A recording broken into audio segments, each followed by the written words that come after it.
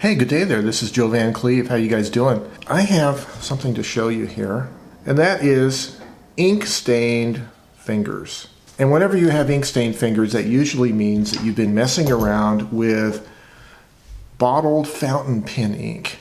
And that's exactly what I was doing last night. You might remember a week or two ago, I made a video about my little problem with my right hand and my thumb. I have this degenerative arthritis condition that I recently had diagnosed, and it's limited my ability to do extensive handwriting. And for that reason, I do like indeed using keyboarding, especially typewriters, manual typewriters. But I'm still looking for ways to enable me to keep writing by hand, because I do enjoy it. And in fact, this is one of the main methods that I so enjoy is a composition book. Well, so last week or so, I decided to get on Amazon and just search around for some kind of alternative writing instruments that might enable me to keep writing with my little disability. And so let me show you what I found.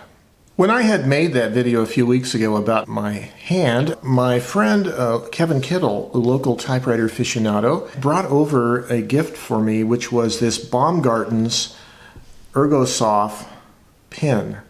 That's the little label to it, and it is a pen that is kind of a Y-shaped, a fork-shaped pen, if you will. It's a little plastic pen. They call it a Penagain. It has a retractable ballpoint, and you push it in to extend it, and you push the button to retract it. A little clip on the front. So it has a flat or recessed surface for your index finger, and the way this works is you put your index finger through the fork of the Y and hold it like this, and it's kind of a triangular shaped grip that kind of reminds me somewhat of a Lamy Safari fountain pen. What it does, for me at least, it takes the force off of the thumb. The steering forces of writing with this pen more is about the index finger, and the other, like the middle finger. For me at least, it seems to work really good. It's not a premium pen in terms of build quality. Obviously, it's inexpensive, made of plastic, and the refills are these tiny little cartridges. So it comes with 2 extra refills. I'm pretty sure I can find more of them at my local pen and pad store, stationery store, or online. So that's one alternative, and thank you very much, Kevin, for this pen. This seems to work pretty well for my problem. The other thing I wanted to do is I wanted to look for other kinds of writing instruments and see if I can find some inexpensive ones. And one of the ones I came up with is a whole pack of these inexpensive pens. This is called Super Big Fat Pens. This comes in a package of 5. Black ink, blue body, and it comes with the labeling, a brand name called Thixotropic. And it has a little cloth lanyard, and it's too short of a lanyard to fit around your neck, so I'm assuming maybe this is designed for some people. You make a lark's head knot, and maybe you can put it around your wrist or something. So it is a fat-bodied pen. This was about the fattest ballpoint pen that I could find. And it is really kind of cool. Now, it is obviously an inexpensive pen. The construction, a clear plastic barrel, this rubbery grip that's texturized, and then the little rocket-like nose cone. It's a retractable ballpoint, and it actually is fairly comfortable to write with. The pen cartridge in this pen is a Parker refill, so it's a little plastic refill, but you can get the genuine Parker refills if you want, and those definitely are good writing instrument refill cartridges. I think the quality of the cartridge in this pen is better than on the Penagain, but I think for my experience, at least the practice writing I was doing this morning in my composition book with these pens in a comparison, what I found was with this fat ballpoint, I was doing more of the traditional steering, what I call steering motions or micromuscular movements with my thumb, and as you're kind of trying to do the script writing, I notice I always try to do the steering movements with my thumb like that, and that puts a lot of pain in my joint there. So it is a nice pen. It is more comfortable to use than a traditional ballpoint because of the fat grip, but I don't think for me it's as comfortable as the Penagain type pen. Well, now as a third alternative, I wanted to try to find a fountain pen that might be a little more conducive to long-term comfort. Now, just so you know, I haven't really done a fountain pen review or haven't really covered all the kind of pens I have, but my main fountain pen that I tend to use almost all the time is this TWSBI. And this is a Taiwanese company, and they make a wonderful clear-bodied refill pen. It uses a piston inside. You twist the back of the body, dip the nib in a bottle of ink, and it refills the ink inside the body. It's a wonderful pen. It is one of the nicest pens fountain pens I've ever used. It's real reasonably priced. I love the transparent kind of modernist look. And you also can get the bottle, the refill bottle. So I'm using Parker Quink Blue Black ink, and this refill bottle has a conical dispenser that what you do is you put on the cap real tightly, you invert the bottle, and then flip it back over, and it fills the conical dispenser up with ink, and then you can dip the nib into that conical opening and twist the back and refill the pen. It makes a really nice way to refill, especially when you are getting down toward the bottom of the bottle, and that's the problem with the bottled inks. You get down toward the bottom of the bottle, in order to stick the nib in all the way, you'll find sometimes you're going to get your hands on the neck of the bottle and get your fingers messy. And then more recently, I got this Kaweco Brass Sport fountain pen, and I got it at my local pen shop, Pen and Pad. So it's a small size body, and post the cap like that, and it becomes a normal size pen. But when it's being stored, it's very compact. It has a very nice nib. It's a medium point, but it's a European or German style nib, so it's a little bit wider than a medium point Asian nib. I think the TWSBI is a Japanese nib, so it's going to be a finer nib. But this is a pretty good writing pen after I broke it in. It needed a breaking in period, which I've never had to experience before with fountain pens, but this one did need a breaking in period. But it's an okay pen. But again, it's not that fat of a body of a pen, and so I do get some discomfort when I'm writing with it normally. So this is all to work up to the point of saying I was looking for a fatter fountain pen, and I found it in this inexpensive, this is roughly about $20.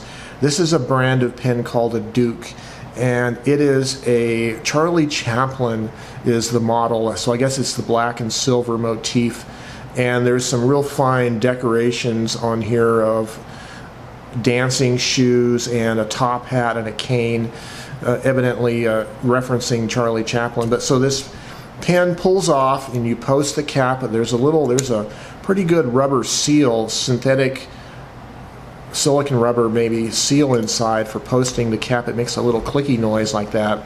This is a really heavy fountain pen. This is probably the heaviest fountain pen that I have personally owned. I think it is for sure of all the ones I've owned, and maybe all the ones I've tried, this is the heaviest. It feels like it's solid brass, really heavy, and it's also the fattest fountain pen that I've found to use. And so I was experimenting with writing with this pen, and I really like the feel of it. If I go with my standard traditional grip, I find that, like gripping down near the nib at the normal grip area, I find I do tend to use those micromuscular steering movements with my thumb that causes me discomfort. But if I grip back further behind this decorative ring where the pen gets a little fatter, and if I just kind of hold my thumb in a fixed position and use more of what you might call a Spencerian handwriting style, where you move your smaller fingers out on the paper and then you do more forearm movements rather than thumb movements to steer, so more like forearm movements. That's what I'm practicing. That style of writing makes this fountain pen very comfortable for me to use. So in conclusion, I think the two pens of all these I've shown you, the two pens that are the most comfortable for my particular issue is going to be, first of all, the pen again seems to be the most comfortable of all, and secondly is this really fat Duke fountain pen, really heavy. So the weight of this fountain pen is so heavy that if you just let the weight of it, if you hold it a little bit further back, there's enough weight to the body of the pen that it will actually start writing on the paper without much pressure at all. And that's what fountain pens should do for you ideally, but this one especially, the weight of it is so well. The thing that I have to modify with my grip, of course, is not to do the micromuscular steering motions with my thumb, but more forearm writing, like Spencerian style from the late 19th century. That's what I'm going to try to work on at least a little bit.